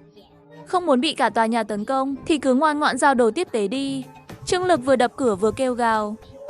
Họ lại quay trở lại, tránh vị trí mắt mèo, đứng dàn hàng ngang hai bên. Thật là hết cách. Tôi lấy ống nước ra khỏi không gian và lắp đặt một đầu phun 360 độ toàn diện. Bật công tắc, bên ngoài liền phát ra tiếng kêu như heo. Kẻ chạy nhanh nhất bị phun một đầu nước đá, chạy chậm thì bị mưa đá. Một nửa tai của Trần Cường còn bị đóng băng. Trương Lực, Thọ Hầu, mau đưa tôi đến bệnh viện. Họ đều im lặng. Bây giờ bên ngoài băng 10 mấy mét, không còn bệnh viện nữa. Nếu ở ngoài tối đa 20 phút, chân tay sẽ đông cứng, hành động chậm. Vào nhà muộn thêm chút nữa là bị đông thành đá luôn rồi. Rút trước, chúng tôi rút trước. Mấy phút rồi. Về sớm vậy. Phí thật đấy, nếu không phải đầu bỏ đi thì tự giác đội mũ lên chứ. Ha ha. Lúc này, một người đàn ông bước ra từ phòng khác. Bên trong còn có Tô Nhuyễn Nhuyễn đang khóc. Tôi cung cấp vật tư, không phải để hợp tác với một lũ rác rưởi. Nhiều người như vậy không thể phá được một cánh cửa lớn. Cần các người có ích gì? Lúc đầu họ có mâu thuẫn. Trương Lực, mười mấy người bọn họ còn không đánh được đối phương 5-6 người. Chỉ có thể bị buộc phải hợp tác. Tiểu Hùng à, tôi nghe ngóng được rồi. Người đó là ai vậy? Là đội phó của chúng ta, biệt danh là anh Đào Sẹo, đã đạp phải máy khâu rồi. Có ông dù nên mới lên được trước đội phó. Nhớ danh sách trưởng tầng do bà Vương lập ra không? Trưởng tầng 21 mà chúng ta ghi khi đó chính là hắn. Thì ra là vậy, tôi đã cắt đứt con đường tài chính của anh ta, khiến anh ta ghét tôi. Ngày ghé thăm, anh Đào Sẹo và đội trưởng của chúng ta đang tụ tập với nhau, cho nên tạm thời tụ tập lại với nhau. Mấy ngày nay anh Đào Sẹo bắt đầu cướp đoạt vật tư và phụ nữ. Đội trưởng của chúng tôi đã thiết lập hành sáu chống lại anh ta. Kết quả là rất nhiều bác sĩ, đội trưởng bị hắn nhốt lại rồi. Còn có bạn gái Trương Lực và mấy cô gái khác nữa, tất cả đều bị bắt. Tiểu Hùng à, khi nào chúng ta ra tay? Tôi không nhịn được nữa rồi, muốn xử đẹp bọn chúng. Chuyện kia thế nào rồi? Đang lo là đa số mọi người đều không muốn ra tay. Thiên tai diệt thế liên tiếp xuất hiện. Đóng băng ngay sau trận lụt. Thế giới bước vào kỳ băng hà. Tập trước nói, Lão Tôn tìm được người hợp tác với Trương Lực rồi. Không cần ép buộc, bọn người đó không phải là thứ tốt lành gì. Chờ họ bị ép không còn đường đi nữa, tự nhiên sẽ chủ động tìm chúng ta. Tối hôm đó đã truyền ra tiếng kêu thảm thiết. Các người làm gì vậy? Còn có pháp luật không vậy? Làm ơn, đây là thức ăn cuối cùng của gia đình tôi. Không chỉ tòa nhà số 211, các sự cố tương tự cũng xảy ra ở 219 tòa nhà khác. 1 ngày, 2 ngày, 3 ngày, những người chủ này đã đói và lạnh. Ngay cả sức lực đi bộ cũng không có, đối mặt với một loạt những thứ xấu xa, không có khả năng kháng cự. Lúc này tôi nhấc điện thoại lên, bên kia không nói gì, chỉ có tiếng khóc, và họ không có ở đây. Đây là cơ hội duy nhất để hắn cầu cứu. Anh mà cầu xin anh, để tính trước đây mà cứu em với. Miễn là anh đưa ra một chút vật tư, họ chắc chắn sẵn sàng trả tiền. Tại sao tôi phải cứu cô? Hùng Mạc, Hùng ca, chỉ cần anh cứu em sẽ làm tỷ nữ cho anh. Tôi không phải người thu rác. Bây giờ thế giới này đã hoàn toàn loạn rồi. Dương Tư Điền và Tiểu Thái Muội suýt nữa bị bán. Bởi vì vừa rồi trong phòng này của họ nhốt hàng chục cô gái. Vừa rồi toàn bộ bị bắt đi bán hết rồi. Không được, bên ngoài có lính canh, không chạy được. Cho dù có thể chạy thì có thể chạy đến đâu? Chúng kiểm soát nhiều tầng. Nếu không ai nhận chúng ta sẽ bị bắt lại, hoặc đóng thành băng bên ngoài. Nhưng nhóm người đó chỉ cho 3 ngày. Chúng ta còn có thể dựa vào ai trong 3 ngày nữa? Tôi thà nhảy từ đây còn hơn. Cũng không muốn trở thành như bọn họ. Cô đã cứu mạng tôi, vẫn luôn bảo vệ tôi. Cô yên tâm, tôi sẽ đưa cô ra ngoài. Nếu không được, chúng ta cùng nhau nhảy xuống. Có lẽ bây giờ chỉ có một người có thể cứu chúng ta. Lúc này tôi đang ở ban công cầm kính viễn vọng quan sát. Trương Lực, bọn họ mang theo 10 mấy cô gái vào tòa nhà thứ 10. Sau đó vào tầng 9. Người mở cửa là bà Vương. Sau khi để lại cho bà ta 2 người, mang theo những người khác đến các tầng khác để đổi hàng. Tô Nhuyễn Nhuyễn và Lý Tư Tư đều ở bên trong, đều là hoa khôi lớp một thời, bây giờ chỉ có thể bị bắt đi để đổi hàng. Thật buồn cười, đúng là bà Vương kia của thật có chút bản lĩnh. Tôi tưởng bà ấy sẽ bị đóng băng thành đá khi về già. Không ngờ còn có thịt trên má. Sống rất tốt, bắt đầu kinh doanh lớn.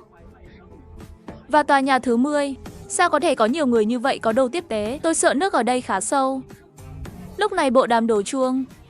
Ai ngờ đến giờ những người này vẫn không đồng ý. Không nỡ bỏ nhà, chỉ là lo lắng cái này lo lắng cái kia. Bây giờ nhận ra những bài học cho bản thân và gia đình. Tất cả đều phải nghe một chút sắp xếp. Chỉ là họ có một điều kiện. Hy vọng anh có thể cung cấp vật tư. Đương nhiên, tiền đề là phải nghe lời. Đã chán ngấy sự quấy rối của họ rồi. Nếu còn chịu đựng nữa, chờ họ thu thập vật tư tốt hơn, sẽ bất lợi cho tôi mất. Cho nên tôi dự định xây dựng thế lực của mình. Tôi cung cấp vật tư, các anh ra sức. Chúng tôi đã nói chuyện trong 2 giờ, quyết định hành động tối nay. Khi tôi chuẩn bị về nhà, bỏ qua tòa nhà số 14, có một người phụ nữ đang vẫy tay với tôi. Tôi dùng kính thiên văn để xem, là một cô gái trẻ. Xem khí chất không tệ, chắc là trước ngày tận thế có rất nhiều vật tư. Không đói, tôi nhìn vào bảng viết trong tay cô ta. Trên đó có số điện thoại di động. Người phụ nữ này là ai? Tôi đã gọi cho bên kia. Hùng Mạc đại ca, xin hãy nhận lấy đầu gối của em. Lũ lụt, thiên tai lần lượt xuất hiện, đóng băng ngay sau trận lụt. Thế giới bước vào kỳ băng hà. Tập trước nói, một cô gái vẫy tay với tôi. Liên lạc qua điện thoại biết được cô ta là một cô gái nghiện nhà. Gia cảnh không tệ, thường xuyên tích trữ vật tư ở nhà xem phim. Không ngờ ngày tận thế lại đến. Mấy ngày nay đã có người đập cửa nhà cô ta rồi. Đại ca, tôi còn một ít đồ tiếp tế. Cầu xin anh cho em một chiếc sofa phòng khách nhà anh. Không được. Ông chủ Hùng Mạc, tôi sẽ chăm sóc trẻ con. Tôi sẽ nuôi chó và nấu ăn. Chỉ cần ngài ra tay ban cho một chiếc sofa nhỏ. Tôi chính là người trung thành nhất ngân hàng này. Cô bảo mẫu nhỏ tận tâm nhất. Hức hức hức. Ha ha. Có thể chăm sóc trẻ em có chút lợi ích. Cô nỡ bỏ căn nhà của mình sao? Mạng tôi sắp hết rồi. Muốn nhà còn có ích gì? Được rồi, để cô ở nhà tôi là không thể. Tôi có thể sắp xếp chỗ khác cho cô. 2 giờ sáng, trong hành lang có một đám người lặng lẽ mở cửa, nhẹ nhàng bước ra ngoài, rồi đi theo lão Tôn lên lầu. Còn tôi thì khác hẳn vẻ lười biếng trước đây. Để đảm bảo an toàn, tôi đội mũ bảo hiểm cho đứa trẻ, mặc áo chống đạn vào, lấy rìu trên lưng, cầm gậy điện, ra khỏi cửa. Tôi lặng lẽ đến tầng 15. Tất cả hàng xóm chuyển nhà đều tụ tập đến 1502. Điều đầu tiên là sắp xếp cho họ một bữa ăn đầy đủ. Phụ nữ phụ trách nấu ăn, còn những người đàn ông khác thì tụ tập ở phòng khác. Đàm phán chuyện tiếp theo. Mọi người đã đến chưa? Vẫn còn 2 hộ nữa chưa đến. Một hộ là đang bảo vệ thi thể người nhà, hộ còn lại là sợ sự trả thù của anh Đao Sẹo. Không thành vấn đề. Mọi người đều là hàng xóm cũ. Tôi cũng không nói nhảm nữa. Bây giờ tình huống như thế nào các bạn tự hiểu rõ. Vật tư cho những người chịu nghe lời thì không thiếu. Hùng Mạc, vật tư trong tay anh thật sự có thể đủ cho nhiều người chúng ta như vậy sao? Tôi có thể ra ngoài tìm đồ tiếp tế. Mấy ngày nay, thỉnh thoảng các người có thể ăn được đồ ăn lão Tôn tặng. Tất cả đều là tôi ra ngoài vào ban đêm mạo hiểm lấy về. Sự hợp tác này là vì chúng ta có kẻ thù chung. Lát nữa tôi sẽ để các bạn bắt đầu hành động. Bây giờ có người muốn rút lui thì ăn bữa cơm này xong thì đi. Nếu sau này các người gia nhập phe khác, đến lúc đó đừng trách tôi. Không ngờ tôi vừa nói vậy mà mọi người đều hơi sốc. Không ngờ lại hành động nhanh như vậy. Nghĩ đến lát nữa sẽ liều mạng. Tất cả bắt đầu có chút do dự. Đừng suy nghĩ nữa, tối nay các người không được phép từ chối. Vậy tối mai anh Đao Sẹo có thể sẽ tìm tới cửa rồi. Cảm ơn gia đình. Họ sẽ thức cả đêm. Thật sự không được, lát nữa tôi sẽ là người xông lên đầu tiên. Vốn mọi người đều có chút mong muốn sinh tồn. Lão Tôn nói vậy. Mọi người đều cảm thấy thật sự nên suy nghĩ một lần. Sau đó mọi người đều vào phòng khách ăn mì trứng gà. Những người phụ nữ này biết những gì xảy ra tiếp theo. Tự chịu đói, lấy mì trong bát cho người đàn ông của mình. Ăn no mới có sức. Có sức thì sẽ ít bị thương hơn. Tôi gọi lão Tôn ra ngoài. Cho ông ấy một hộp cơm, có thức ăn có thịt. Tôi đi, vậy mà có thịt. Chẳng lẽ anh bắt cả chó nhà mình đi đấy à? Ha ha ha, chó rất giỏi. Giờ càng ngày càng nghe lời. Tôi nỡ lòng nào. Lát nữa anh đừng có ngốc nghếch xông lên phía trước đấy. Giám sát ở phía sau là được. Ghi lại hết những người chống đối. Ai bỏ ra nhiều công sức thì đương nhiên phải có thưởng. Hãy để tôi mang nó đi đi. Tôi rất quen thuộc với những người hàng xóm này. Bình thường họ đều là người tốt, không có ai dẫn đầu. Bọn họ hung hăng không nổi đâu. Sau 10 phút, lão Tôn dẫn bọn họ đến cửa 801. Tôi đi cuối cùng để giám sát họ, xem quyết tâm của họ thế nào. Lão Tôn khản giọng hét lên, mở cửa, chờ mở cửa. Tôi phát hiện có người lẻn ra ngoài. Rất có thể là thằng chó Hùng Mạc đó. Lũ lụt, thiên tai lần lượt xuất hiện, đóng băng ngay sau trận lụt. Thế giới bước vào kỳ băng hà. Tập trước nói, Đội hình được tập hợp cuối cùng cũng bắt đầu hành động. Chắc anh hoa mắt rồi, cho dù thật sự chạy ra ngoài, trời lạnh thế này mà hắn cũng sẽ quay lại. Mai nói sau đi.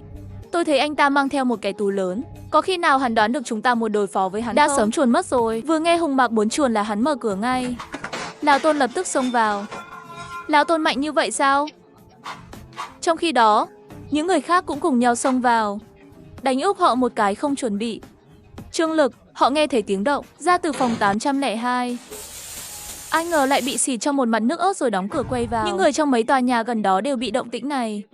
Đều bị những động tĩnh này làm kinh động rồi. Mà Dương Tư Điền cầm cá muối trong tay, hóa thân thành người mẹ dũng cảm trong đêm, dẫn theo đám em gái mò ra ngoài. Tôi thấy chúng sắp bị đóng thành băng rồi.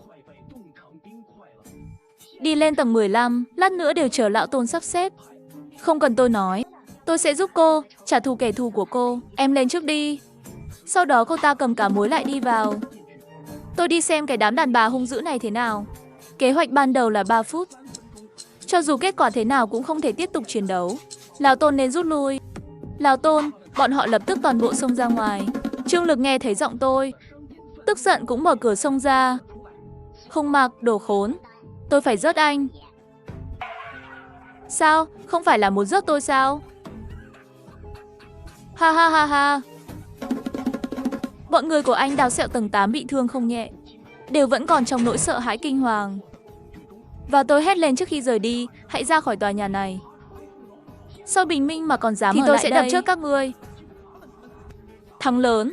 Lão Tôn dẫn bọn họ trở về 1502 nghỉ ngơi. Và tôi trở về nhà, cởi đồ ra và đi ngủ. Nửa tiếng sau Lão Tôn đến. Lần này ra tay làm bị thương 2 người. Bị thương không nặng, chỉ là thời tiết thế này mà không có việc gì làm thì tôi vừa mới giám sát. Cho dù là vì tâm lý thù lao, hay chỉ đơn giản là để thể hiện, 2 người bị thương thực sự rất mạnh. Vì vậy, tôi đóng cửa và về nhà giả vờ tìm một bộ y tế. Sau khi lấy ra khỏi không gian thì giao cho Lão Tôn. Ngày mai tôi sẽ ra ngoài tìm thêm. Thực ra tôi có rất nhiều hộp y tế, nhưng tôi không thể lộ diện được. Chỉ có thể nói là đi tìm. Tôi thấy sắc mặt Lão Tôn không tốt lắm. Chỉ hỏi một câu, đội trưởng cũ thế nào rồi? Người vừa đi, hắn lại đón con gái gả ở xa về. Cũng không biết có thể liên lạc được không. Liên lạc được rồi cũng không biết phải nói thế nào. Cố gắng nhịn đi, bảo đám Đao Sẹo đừng manh động. Chúng ta sẽ thắng lớn lần này. Là nhờ đánh úp bất ngờ. Nếu họ đã sẵn sàng, tôi em rằng mọi thứ sẽ khó nói. Nếu cậu lại xông qua đó, cậu sẽ chết đấy. Lần này có rất nhiều người bị thương. Thêm vào đó là lạnh, tôi sợ không thể chịu đựng được tối nay, đừng vội. Sau này từ từ tính sổ. Tôi hiểu rõ, sớm muộn gì cũng có một ngày tôi sẽ rớt bọn chúng. Lát nữa anh gọi những người khác lên. Tôi có việc sắp xếp. Sau khi Lão Tôn trở về, tôi lấy ra mấy miếng sắt từ không gian. Phụ tùng đi sân máy phát điện, công cụ hàn điện. Sau đó đặt ở cửa. Trước đây muốn cải tạo khu vườn trên mái, nên mua dụng cụ mà vẫn chưa dùng.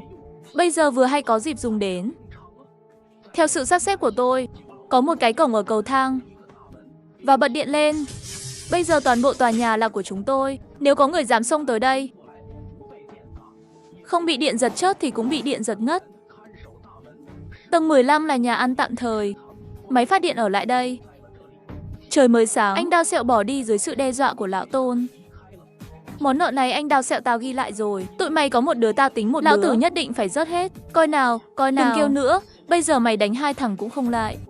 Lũ lụt thiên tai lần lượt xuất hiện. Sau lũ lụt, toàn cầu trong nháy mắt bước vào mùa đông. Bước vào kỳ băng hà. Tôi đã tuyển một nhóm người.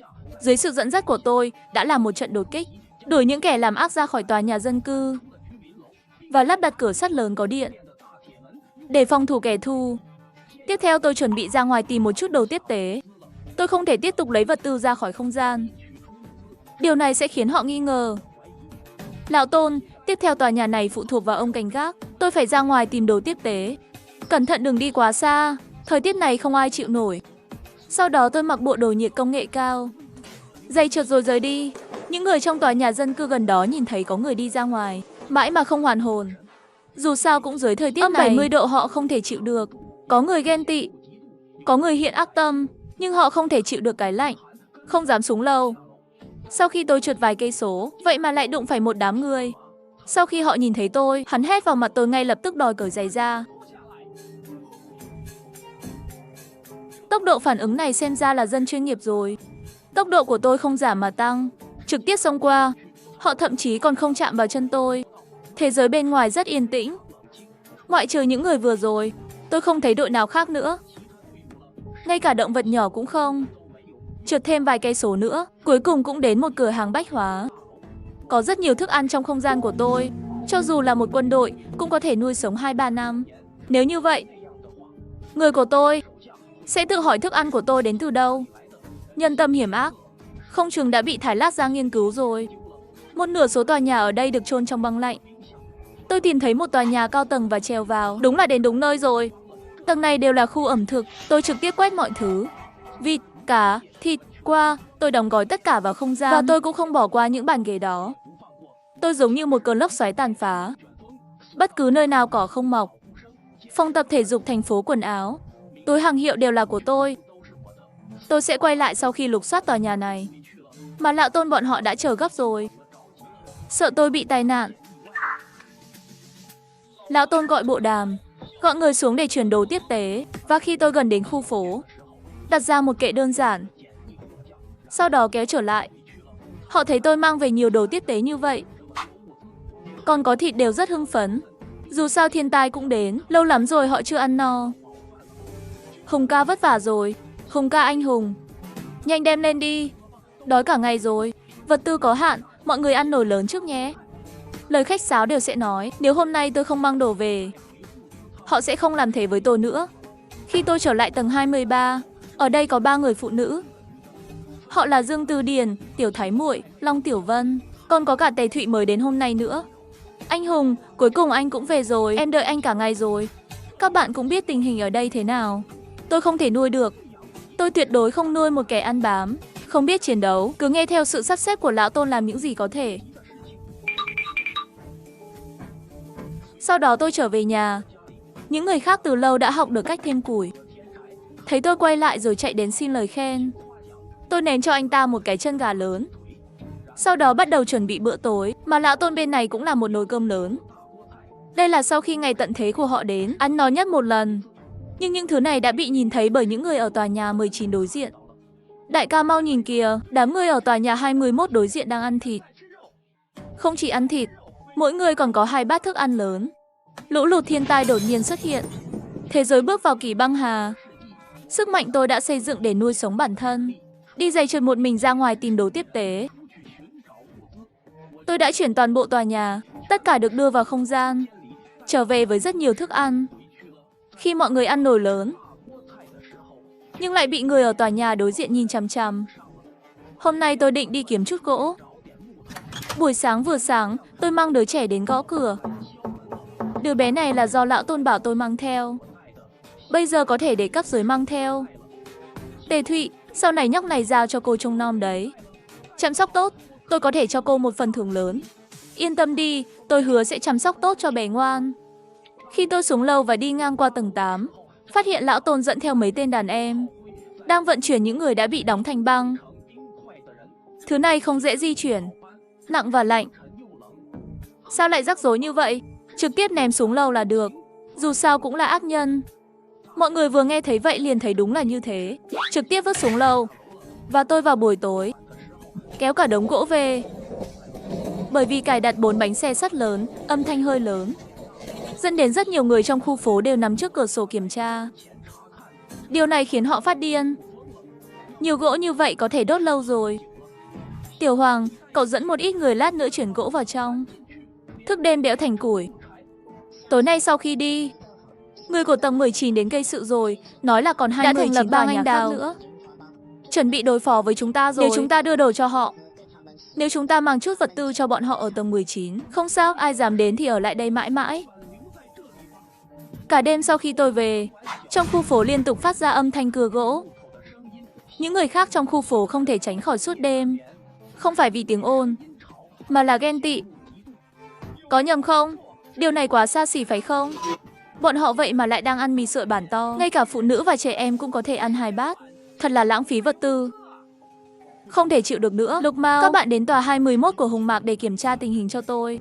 Khi họ đến 21 tòa nhà, lấy cả mùi gõ cửa sắt, kêu gọi Hùng Mạc xuống nói chuyện. Nhưng người gác bên trong không nói gì. Nhẹ nhàng kích hoạt hệ thống điện của cổng sắt. Những người này không trả lời. Khi định phá cửa xông vào, lại bị điện giật ngất xỉu. Một tên đồng bọn khác lập tức kéo hắn bỏ chạy. Còn đại ca Vương Đại Trùy của bọn họ vừa đi ra sau cuộc họp. Ông chủ nói chuyện thế nào rồi? Nói cái rắm, cái đám thuộc hạ của bang anh Đào này chỉ muốn chúng ta làm bia đỡ đạn thôi. Nhìn kìa, Lục Mao đâu? Họ đến chỗ nào để nói chuyện? Lục Mao hẳn chết chắc rồi. Chúng ta đều là người ngoài. Bang anh Đào quyết tâm muốn chúng ta làm bia đỡ đạn rồi. Tôi muốn xem, bảo tôi xem tòa 21 hùng mạc bọn họ còn có chỗ hợp tác sao? Hợp tác là không thể. Vật tư của họ đều là của tôi. Đầu chọc, anh đưa mấy người đi, yêu cầu họ giao 1.000 cân gỗ và 10 cân thịt. Nếu không tôi sẽ giết họ. Khi họ đến đây, đứng rất xa, không dám tới gần cửa sắt. Hơn nữa cũng không có ý định hợp tác. Hùng Mạc nói muốn đồ ăn thì nộp giấy đầu hàng đi. Nếu không thì miễn bàn, còn muốn hợp tác à? Đến thức ăn cho chó cũng không có phần của bọn mày đâu. Sau đó họ quay lại. Vậy mà lại bị lão Vương Đại Trùy tát cho một cái. Anh là kẻ thất bại, còn nói Lục Mao khí phách ngút trời. Họ nói chuyện khó nghe quá. Sao mày không trực tiếp cầm cá khô chém bọn chúng đi? Bọn họ còn mặt mũi trở về. Lúc này trong mắt gã đầu chọc lóe lên một tia gian xảo. Cá muối trong tay đầu chọc đâm vào bụng. Vận mạnh, Vương Đại Trùy lập tức lên trời tay. Ông chủ đánh người không đánh mặt. Kiếp sau chú ý. Thiên tai bão tố liên tục xuất hiện. Thế giới bước vào kỳ băng hà. Tôi ra ngoài tìm kiếm rất nhiều gỗ và vật tư, nhưng lại bị người khác theo dõi. Khi họ đến nhà xin, trực tiếp kéo công tắc điện xuống, điện giật bay chúng. Đầu chọc phản ứng ngược lại, bị đại ca tát. Trong cơn tức giận, đưa đại ca lên trời Tây rồi. Tôi sẽ giết ông chủ. Tôi đã thấy tên đấy không vừa mắt từ lâu rồi. Trước đây chúng ta có bao nhiêu vật tư? Tiết kiệm đủ cho anh em chúng ta 2 tháng rồi. Vương Đại Trùy mỗi ngày chơi với nữ nhân, vật tư đều bị hắn dùng hết rồi. Tôi đang ở nhà cho chó uống rượu là phát năm 1972 thì nghe thấy tiếng dòng điện chạy. Tiếng la hét lớn đến nỗi cả khu phố đều nghe thấy. Tôi là hùng mạc của tầng 211. Bang anh Đào, Vạn Bảo Sinh. Nghe đây, theo thông tin đáng tin cậy, nhà cậu không chỉ có lò sưởi mà còn tích trữ rất nhiều vật tư nữa. Tôi khuyên cậu nên nhanh chóng giao nó ra. Nếu không tôi chỉ có thể mời cậu về miền Cực Lạc trong 7 ngày. Sau đó trong loa còn truyền ra tiếng của Trương Lực. Còn có bà già nữa, bà Vương của ủy ban khu phố. Tất cả đều nói những lời đe dọa tôi. Lão Tôn dẫn rất nhiều người xuống gác trước cửa. Một số người đã bắt đầu hoảng sợ. Bây giờ muộn thế này, họ có thêm 100 người nữa. Ước chừng có 4-50 người, tầng dưới chắc chắn sẽ thất thủ. Các cậu canh cửa là được. Nếu ai đó muốn đầu hàng hoặc mở cửa cho người ngoài thì trực tiếp đánh ngất luôn. Tôi đến ban công kiểm tra. Một nhóm lớn người ở tầng dưới đang cầm vũ khí. Mở cửa ra. Tôi không ngần ngại, trực tiếp giải phóng một ống nước áp suất cao từ không gian. Nước lớn rơi thẳng từ trên trời xuống. Chỉ trong 3 giây đã có tiếng hét. Nước âm 70 độ đổ lên người họ, lập tức biến thành tượng băng. Chỉ có 1/10 số người được cứu sống. Tôi lại lấy ra một chiếc loa. Âm thanh chuyên nghiệp của rạp chiếu phim, âm thanh rõ ràng. Giọng nói rõ ràng truyền vào tai tất cả mọi người trong khu anh Đào. Mấy con sâu cắt kia cướp không thành lại toi mạng rồi. Chính mình cũng lạnh rồi, hàng chục người bị dọa tè dầm rồi. Ha ha, lúc này 29 chủ nhà của bang anh Đào đều ở đây. Mỗi người trong số họ đều tỏ vẻ sợ hãi. Hàng chục mạng người nói ga. Rất chết đại ca của mình, gã đầu chọc trở thành đại ca mới. Lúc này hắn đang ở chỗ bang chủ Vạn Bảo Sinh và lướt qua lướt lại trên người Đào Sẹo. Nghĩ cái gì? Những người này thật không đáng tin cậy. Tôi có nên mang theo cái quần lót của bang chủ đi đầu quân cho hùng mà không nhỉ? Người ở mấy khu vực xung quanh cũng có băng đảng. Bọn họ đều nghe thấy tiếng la hét của bang chủ anh Đào. Cứ tưởng hùng mặc người này sắp xong đời rồi chứ. Không ngờ lại đảo ngược. Phía sau lại nghe thấy tiếng còi của hùng mạc. Một truyền 10, 10 truyền trăm. Rất nhanh các khu phố khác cũng biết. Lão Tôn, họ cũng là người sống sót. Hàng xóm sợ chết khiếp 10 phút trước. Thậm chí có người muốn chủ động đầu hàng. Bây giờ rất phấn khích. Lão Tôn tôi đến trước cửa nhà tôi. Hàng xóm thế nào? Có 2 người vừa mới mở cửa. Nếu tôi không ngăn họ lại đưa kẻ thù vào, Hai người này không thể giữ lại được, xử lý đi. Sau đó Lão Tôn và tôi xuống lầu. Trước mặt mọi người, hắn ta đã đánh ngất họ ngay tại chỗ. Tại sao? Tại sao Hùng Mạc lại đánh ngất bọn họ? Mọi người đừng hoảng sợ, hai người này đáng chết. Không phải, cẩn thận đánh đám người bên ngoài kịp thời. Hai người này sẽ trở mặt sau lưng. Đã thả đám côn đồ kia vào rồi, chúng ta đều phải chết. Nghe thấy vậy, đám hàng xóm làm bia đỡ đạn giật bắn mình. Trên thực tế, vừa rồi dưới sự đe dọa của một nhóm lớn côn đồ, mỗi người trong số họ đều nghĩ đến việc mở cửa và đầu hàng. Chỉ là coi như đầu hàng, bang Anh Đào cũng sẽ không tha cho gia đình mình. Cho nên vẫn luôn đè nén cảm xúc. Thiên tai ngày tận thế giới bước vào kỳ băng hà. Ta sống lại trở về, lợi dụng không gian tích trữ rất nhiều vật tư. Bang Anh Đào tập hợp hàng chục người, muốn lấy đi vật tư của tôi. Tôi trực tiếp đập vỡ tất cả. Một đêm trôi qua, danh tiếng của tôi đã lan rộng khắp các khu phố khác. Từ đó tôi có thêm một cái tên nữa. Và hôm nay, tôi muốn tất cả chủ nhà của băng đảng Hoa Anh Đào chết đi. Tôi đưa ra lệnh thưởng bằng loa. Cho dù đó là hàng xóm trong khu phố hay băng đảng bên ngoài. Ai đánh ngất chủ nhà của bang Anh Đào, có thể tìm tôi đổi 10 gói mì ăn liền. Lời này vừa ra, chủ nhà 214 lập tức sợ đến hai chân đánh nhau. Phần thưởng chỉ được phát hành trong 3 phút. Trong mấy tòa nhà ở khu Anh Đào đã truyền ra tiếng kêu thảm thiết. Tiếng kêu, ở phía sau, họ thậm chí không thể biết ai là ai. Gặp người thì chặt, có đầu người thì có mì ăn liền. Phát xong vật tư trên tay, chúng tôi đóng cửa rồi quay về. Sau một thời gian, toàn bộ người của bang Anh Đào đều bị tiêu diệt. Tôi bảo đám hàng xóm làm bia đỡ đạn, đưa tất cả những người sống sót của cộng đồng Hoa Anh Đào tập hợp lại với nhau, tổng cộng 45 người. Từ hôm nay trở đi, cộng đồng Hoa Anh Đào do tôi quyết định. Muốn sống sót thì phải nghe lời. Tôi nói gì thì làm. Tôi yêu cầu họ lấy xác chết trong khu phố, vứt hết đi. Băng ướt, nặng và lạnh. Rất nhiều người đã mệt mỏi ngã xuống đất, nhìn chằm chằm vào những bông tuyết trên bầu trời. Lúc này, một giọng nói kéo họ trở lại thực tế. Có cơm ăn. Tôi không dám tưởng tượng. Trong hành lang di chuyển, hơn 30 người sống sót đều ôm một cái bát. Bát lộn xộn xếp hàng ăn cơm. Xưởng Hoa Anh Đào trước đây chỉ cho họ một thùng nước thôi. Bây giờ là mì ống nóng. Còn tôi và Lão Tôn bọn họ tụ tập lại một chỗ, đàm phán vài chuyện. Dương Tư Điền và Long Tiểu Vân, có hai người làm gián điệp, ẩn nấp ở đây. Ông Tôn, ông là chủ nhà, bạn nói xử lý như thế nào? Lão Tôn mặt khó xử người khác quá mềm lòng, không thể tàn nhẫn. Sau đó tôi lại hỏi Dương Tư Điền. Hắn ta giống như một loài động vật máu lạnh vậy, rạch nhẹ một đường trên cổ. Vậy anh còn chờ gì nữa? Cá muối của Dương Tư Điền liền xông qua. Hai người kia nhận hộp cơm ngay tại chỗ. Tốt, các cậu làm tốt lắm. Lão Tôn tối nay cho mọi người thêm cơm. Ngoài ra, tôi tuyên bố 3 điều. Đám người ở ngoài cùng giao cho các cậu quản lý. Dương Tư Điền làm phó chủ nhà, hỗ trợ Lão Tôn quản lý công việc. Mọi người đều có chút ngưỡng mộ. Lão Tôn biết rõ khuyết điểm mềm lòng của mình. Chắc chắn phải có một. Những người hung hăng giúp anh ta đến cai quản. Điều thứ 3 là tôi phải đi xa vài ngày. Trong số các cậu ai biết may quần áo? Tiểu Thái Muội lập tức đứng ra. Tốt, mọi người khác đi rồi. Sau khi họ đi, tôi lèn lấy một miếng từ không gian. Miếng vải công nghệ cao với nhiệt độ không đổi, còn có một cái máy may giao cho Tiểu Thái Muội. Hãy nhớ đừng nhầm lẫn những loại vải này. Cũng đừng để đám dưới lầu nhìn thấy. Không thành vấn đề, anh Hùng Mạc, mà Tiểu Thái Muội cho tôi một cái địa chỉ. Nói là trước đây ở đó tích trữ rất nhiều lông thú. Thiên tai xuất hiện không ngừng, tất cả các loại vật tư tôi đều phải thu thập. Sáng sớm hôm sau tôi đi. Vừa ra khỏi khu phố, tôi liền phát hiện phía trước có mấy người đang phục kích tôi. Có 2 người chạy đến trước mặt tôi, muốn cướp vật tư trên người tôi. Được rồi, nhìn tôi này. Vậy hôm nay tôi sẽ cho các bạn nếm thử sức mạnh của tôi. Tôi thả một chiếc xe từ không gian, đập chúng bay mất. Còn có một người trốn trong bụi cỏ không dám lên tiếng.